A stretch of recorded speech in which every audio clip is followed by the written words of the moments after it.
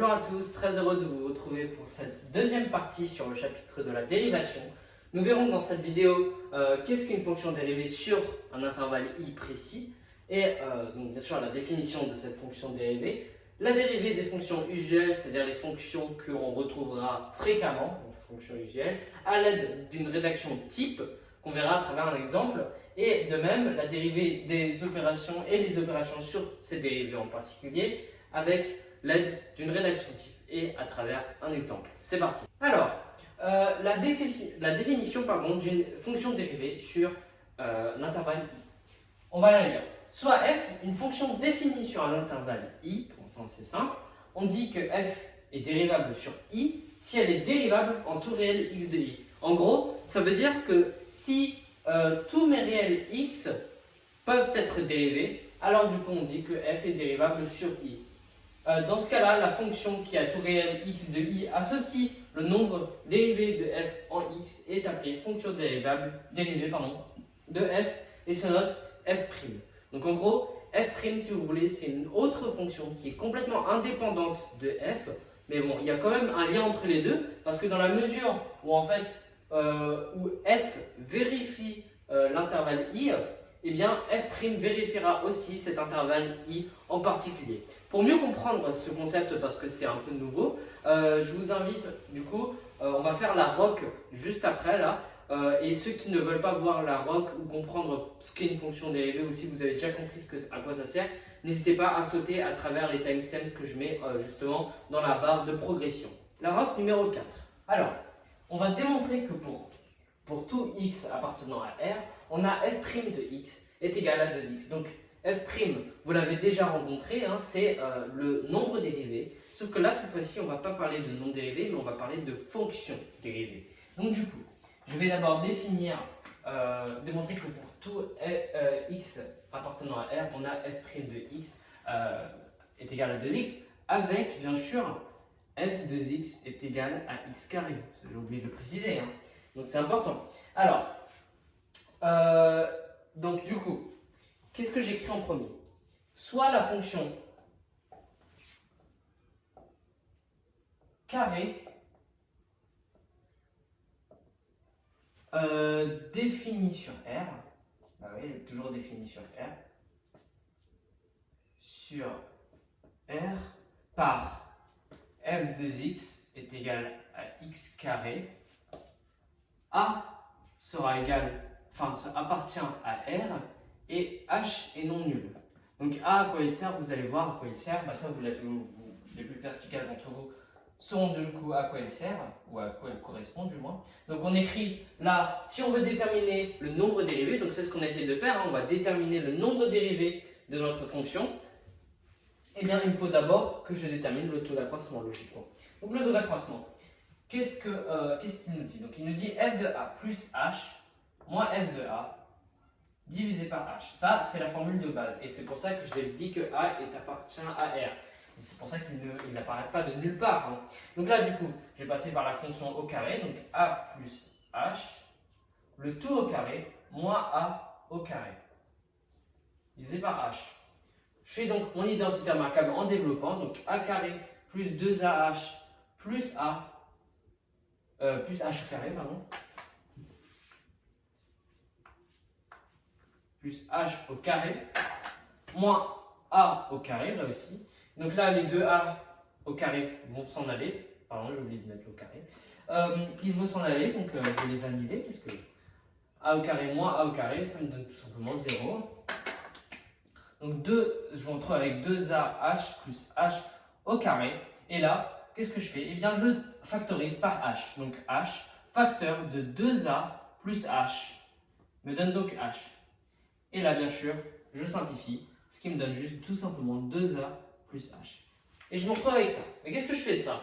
Eh bien, la méthodologie nous dit de déterminer la valeur limite. Donc, lim de t de h, quand h tend vers 0, est égal à 2a, enfin, lim, pardon, de 2a plus h qui tend vers 0. Et donc, du coup, si h va tendre vers 0, j'aurai 2a plus 0, donc du coup 2a. Et j'obtiens 2a. Alors maintenant, qu'est-ce que je fais de ça? Eh bien en fait, on doit dire que pour tout, vous allez voir à quoi ça va servir, que pour tout x appartenant, pardon, pour tout a, pas x, là on parle de a hein, toujours, pour tout a appartenant à R, écrire mieux, on a f de a, enfin f' de a est égal à 2a. On peut aussi dire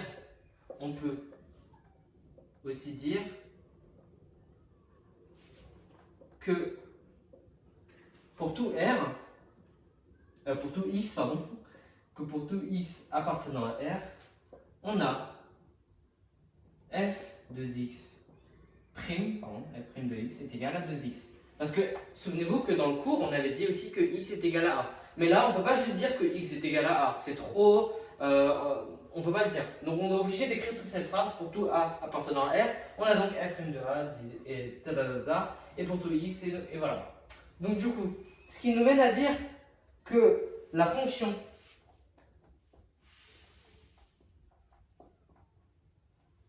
dérivée, enfin, est donc dérivée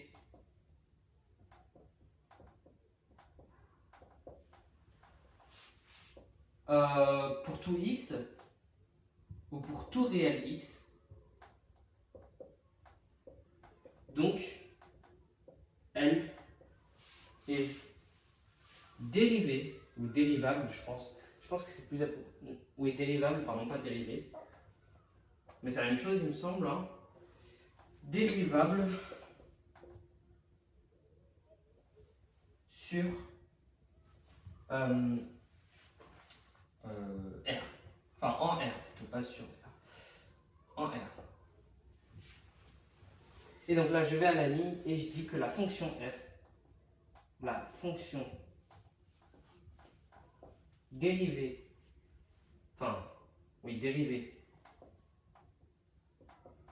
f' de f est définie sur R, hein, comme f d'ailleurs, est définie sur R par f' de x est égal à 2x. D'où le fait que on n'est pas, pour déterminer un nombre dérivé d'une fonction, vous n'êtes pas, enfin par exemple, je vais prendre un exemple, quand on nous dit de déterminer le nombre dérivé de la fonction x au carré en abscisse 3, eh bien, au lieu de calculer par le taux d'accroissement, etc., eh bien, je peux déjà directement déterminer mon nombre dérivé si on me donne f' de x est égal à 2x. Je dis, f' de x est égal à 2x. Si je veux déterminer en abscisse 3, eh bien, j'ai juste à remplacer le x par 3 et ça me donnera donc le nombre dérivé, tout simplement. Les dérivés des fonctions usuelles. Je vais vous montrer ce tableau qui est ultra important, c'est le cours, hein.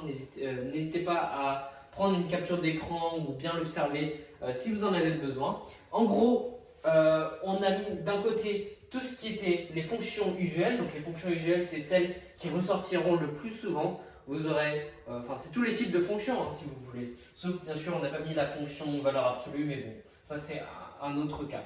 Donc on a mis les ensembles de définitions de ces fonctions-là. Donc on a les fonctions f de x qui est associée à un nombre k quelconque. F de x est égal à x, tout simplement. F de x avec un facteur ici. Et f de x carré, cube et tous les autres nombres qui sont au-delà. La fonction inverse et la fonction racine carrée. Donc ça c'est le plus important. On a aussi défini leurs ensembles. C'est important que vous sachiez tous les ensembles et que aussi par exemple ici on admet soit R excluant 0. Excluant 0 ça s'écrit comme ça. Là forcément ça exclut 0 parce qu'on ne peut pas avoir 0 en tant que dénominateur. Et là il inclut 0 mais il n'inclut pas de nombre négatif. Parce que c'est une fonction racine carrée bien sûr. Les fonctions dérivées. Alors, ça en fait on les a déterminées grâce au ROC par exemple, etc. Bon, par exemple là on retrouve la fonction f de x est égal à x carré. Et bien ici on a obtenu 2x. Vous vous souvenez, comme je l'avais expliqué dans la ROC. Et vous pouvez le faire de même pour toutes les autres démonstrations, mais je ne vais pas le faire parce que c'est beaucoup trop long et que ça ne sert pas à grand chose. Donc, quand on nous donne un nombre f de x et qu'on associe un nombre k, eh bien k renverra forcément un 0. Là, pour x, on nous renverra toujours un 1. Pour mx, on nous renverra toujours m fois 1, donc c'est-à-dire m. Ça sert à rien vraiment de dire m. enfin de dire m fois 1, donc du coup j'écris juste m. Et donc là, x carré, on écrit 2x, ça je vous l'avais appris. X cube, c'est assez similaire, on rajoute un 1 juste là, et on élève au carré, juste là. Et en fait, on nous explique cette formule grâce à cette formule-ci, nx élevé à n-1, donc à la puissance n-1. Donc du coup, ici, la fonction inverse, ça sera f de x, f' de x, pardon, j'ai oublié de mettre le petit prime, c'est ultra important, si aussi on peut vous pénaliser pour ça, est égal à moins 1 divisé par x au carré, donc l'inverse de la fonction carré, le tout négatif. Et là, pour la fonction racine carrée, on nous donne 1 divisé par 2 racine de x. Ultra important à apprendre parce qu'il me semble qu'on ne vous le donnera pas en contrôle. Donc, vous devez apprendre, mais bon, ça vient assez facilement et naturellement si vous avez fait plein d'exercices. Et on vous donne ici tous les ensembles qui sont assez similaires aux autres. Hein. Tous les ensembles qui sont pour f sont aussi similaires à celles de f', sauf pour la racine carrée, où on n'admet pas un 0. Logiquement, parce que ici, si on admet un 0, eh bien on obtient un dénominateur qui est égal à 0, et ça aussi, ce n'est pas possible. La dérivée et opération sur les dérivés. Donc, c'est un peu long d'expliquer tout ce qui est opération sur les dérivés, parce qu'en fait, c'est exactement le même tableau que j'avais fait la dernière fois, sauf que là, je vais le mettre ici, ce tableau, et pendant tout l'exercice, parce que là, je vais faire un exercice d'application pour vous montrer la rédaction type de 1, et de 2, comment est-ce qu'on procède pour calculer tout ça, parce que je sais que c'est assez confus pour certains. Donc voilà, le tableau est juste ici, je vais le mettre pendant tout l'exercice. N'hésitez pas à prendre un screenshot ou etc. Je vais vous montrer la rédaction pour l'un des exercices les plus durs que vous aurez à rencontrer concernant les fonctions dérivées et les opérations. Hein. Et il y a d'autres rédactions types, hein, bien sûr, je veux dire. Pour la fraction, ce sera quelque chose de différent que pour la racine carrée ou pour la fonction carrée, etc. Donc, n'hésitez pas, si vous avez besoin de connaître les rédactions types, de m'envoyer un message par le compte Instagram, mon compte Instagram simpliste. Je vais mettre un lien dans la description. Et comme ça, vous pourrez me contacter pour savoir les rédactions types ou d'autres informations juste en général. Donc, on va commencer. Donc, la fonction... Donc là, oui, l'exercice, pardon, c'est de déterminer la fonction dérivée de m, donc m'x. Donc du coup, la fonction m est le quotient de deux fonctions. Ou non, pardon, c'est pas une fonction. Enfin, on peut écrire fonction, mais bon, je vais juste écrire m pour pas préciser exactement, parce qu'on n'est pas obligé de préciser en fait que c'est une fonction. Donc juste m est le quotient de deux fonctions définies et dérivables sur R ou en R, comme vous voulez, dont le dénominateur, vous allez voir, ne s'annule pas en R excluant 0, point virgule, moins 1. Ou plutôt 1, il me semble. Non, moins 1, oui, moins 1. Enfin, du coup, là, c'est plus moins 1, 0, mais voilà. Alors, comment est-ce que j'ai trouvé moins 1, 0 ? En fait, c'est assez logique, hein, si on y pense. Regardez, le but de la fonction quotient, de la fonction avec une fraction, c'est qu'en fait, on ne doit pas avoir une fonction qui soit égale à 0. Parce que si c'est égal à 0, au dénominateur, hein, ça peut être égal à 0 au-dessus, mais pas au dénominateur. Pourquoi ? Parce que c'est une valeur interdite, comme je vous l'avais dit. Et pour déterminer la valeur interdite, vous avez juste à faire x carré plus x est égal à 0. Là, je l'ai fait de tête et je le connaissais déjà. Donc, à la fin, vous êtes censé obtenir moins 1,0 et vous devez le faire pour chaque fonction où il y aura une fraction. Donc, du coup, le dénominateur ne s'annule pas en R excluant moins 1, 0. Et donc, M est défini et dérivable en R excluant moins 1, 0. Pourquoi ? Parce que si on avait dit qu'elle n'est pas possible, c'est pas possible d'admettre moins 1, 0, eh bien dans ma dérivable aussi, ce ne sera pas possible d'admettre moins 1, 0. Et ce sera la même pour toutes les autres rédactions type. Je vous conseille de faire des exercices dessus. Vous verrez que ce sera beaucoup plus clair et logique dès que vous aurez intériorisé tout ça. Donc du coup, maintenant que j'ai précisé tout ceci, eh bien, je vais passer maintenant à la rédaction de mon calcul. Or, je vais l'écrire entre parenthèses, UV' est égal à, attention, là c'est compliqué, U'V, là j'applique juste la définition du cours, hein, UV' divisé par U au carré. Il me semble que c'est U au carré. Non, pardon, V au carré, voilà. Je suis fatigué en ce moment. V au carré. Donc du coup, voici ma fonction. Et c'est comme ça que je devrais le définir. Donc U', là, c'est exactement, enfin U, vous avez vu que c'est 4x moins 3, et V, c'est égal à x carré plus x. Et donc le U' sera égal à la dérivée de cette fonction-là. Donc ça, c'est une fonction, ça, c'est une fonction. C'est pour ça que j'ai dit que le quotient de deux fonctions définies dérivable sur R, en fait, c'est deux fonctions là. Là, on a la première fonction qui est U, la deuxième fonction, c'est V. On ne l'a pas expliqué, mais voilà, c'est ça.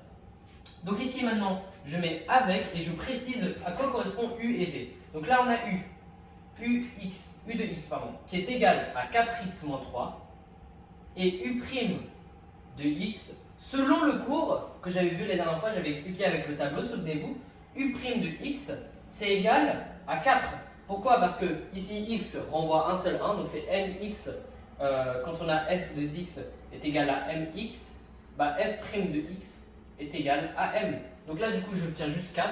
Et le k c'est ici moins 3. Donc du coup, moins 3 est égal à 0 quand il devient dérivé.